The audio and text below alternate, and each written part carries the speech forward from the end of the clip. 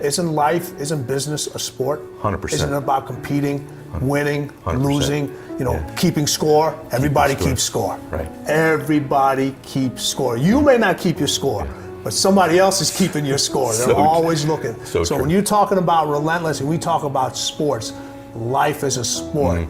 Okay, business is a sport. It's all about competitiveness. It's about being competitive. It's about winning. It's about helping. It's about succeeding. It's about failure. It's about success. That's everything you see in sports. That's what you see in life. That's what you see in business. Well, my dad, it was easier for my mom to get her license here as a nurse practitioner than it was for my dad to get his license as a doctor, all right, an MD. And he wasn't able to get the license. We still came over. We're sitting in the cab, and he's counting the money, and the meter gets to, I forget what the number was, and my dad tells the cab driver, stop. And you're a little boy, right? We're a little boy. Yeah. I was 4 years old. He said, stop. And we're like, what's going on? And my dad goes, hey, listen, we're in a new country. I want you to enjoy the scenery. So we get out, we grab all the luggage. Excuse me, I get real emotional doing this. That's awesome.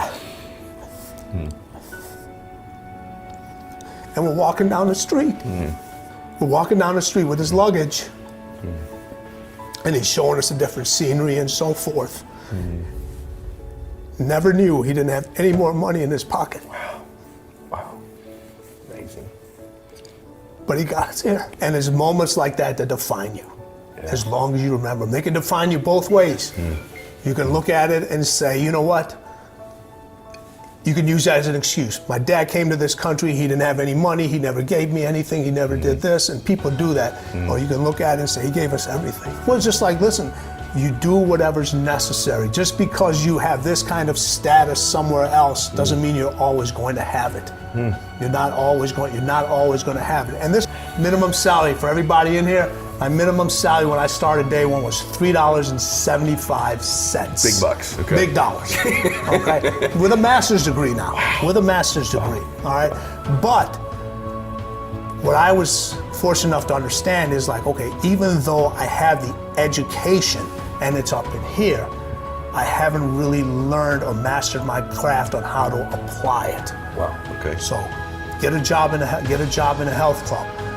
Start training people in a health club. Everybody from women, children, overweight, by whatever they needed. Learned, made mistakes, figured things out, got my craft, got really honed in on understanding how the body moves, how to get results here, how to do this. But then I was like, I'm only using 10% of what I learned. I had so much knowledge in there. I was like, how can I do this? I want to apply it with athletes. So if you keep telling yourself something over and over again, all right, you start to believe it. But once you start to believe it, you got to figure out the path to make it happen. And most people, they'll tell themselves something, but then when they got to go through that path is not straight. Okay, usually that path goes down first. Yes. Okay, and I have a saying. I said, the road to paradise starts in hell. Yeah, it does. That's where it starts. People don't want to hear the truth. They don't want to deal with reality. Why? Because it's too tough. Everyone has the ability to change the story. When we were talking about coolers, closers, and cleaners, we talk about, hey, you talk about a cooler's an individual that loves to tell stories. They love to tell stories. All right, they're the individuals. Everyone's picturing coolers right now. So they got a stack of books on the shelf, and they read every self-help book. And 1 minute they're following this person on Instagram, and the next minute they're listening to somebody else. They're always looking for that quick fix. All right, cleaners have the ability to change the story. You know how difficult it is to change a story, but in order to change a story, you gotta put something on the line. People are afraid to put things on the line. You know what, when you look at, this is what, I say this, you know what the best friend becomes of a cleaner? Distance. Because you got to distance yourself from the competition. You end up distancing yourself from your friends. Sometimes you end up distancing yourself from your family. Okay? And that's what happened, because you start off in this small group with everybody, all right, and everyone's trying to do the same thing, and then now all of a sudden you've become a little bit more successful. So you've distanced yourself from the people that aren't successful, and they're trying to come up, and then now you've taken another step, so you've gone a little farther. Now listen, nobody wants to miss their kids' events. Nobody, you don't want to miss the concert, you don't want to miss their sporting event, you don't want to do this, all right? It happens. Yeah. It happens. Yeah. It just does. So that distance, the more successful you come, you end up creating that distance. And it's funny, we idolize individuals. We want to sit here and we want to be part of the right clique, or we want to be part of the right fraternity, sorority. We make sure you get invited to the right party. Yeah. Your kids have to be in this social group. And who's the people we idolize most? The ones that stand alone. Oh my gosh, that's so good. That's the ones we idolize, are the ones that we stand alone. But yet you're so worrying about what this person says and what this person thinks. If you really, really think about it, look at your circle, look at your entourage, okay? You think they're helping you, okay? Majority of them are holding you back. When you spend more time here, so we're both workout guys. We like to go to the to the gym. All right. How many times have you seen people in the gym? They spend more time on their playlist, taking pictures, doing stuff instead of getting their workout done. So true. It's just like, and here's the thing, all right, you're a very intense person, I can tell, right. Okay? I'm a very intense person, yep. All right? We value our time, yes. Okay?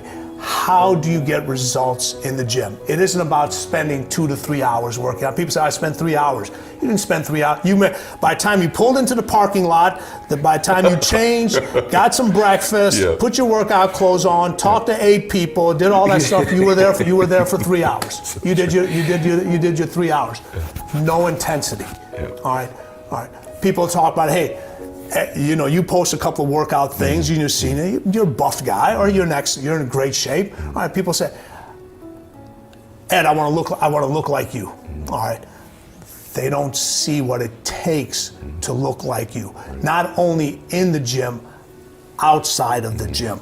The intensity that's there. You're in the gym, and I'm assuming you work out with music. You had some headphones on. You got to get a certain amount of stuff done in a certain amount of time. Or you're in this intense stuff. Somebody comes up to you. Yeah.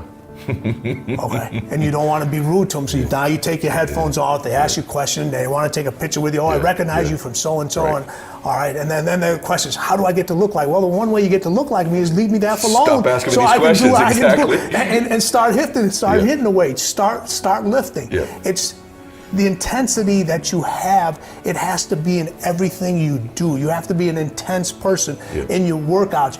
The way you eat. Okay, that's intensity. How do you fuel up your metabolism rate so you're burning these calories so you can get that definition? That's intent. That's an intensity. How do you get to be successful? Oh man, he or she, he's so intense. No, you know what? He and she. That's how you're supposed to be. You're at a different level. Right.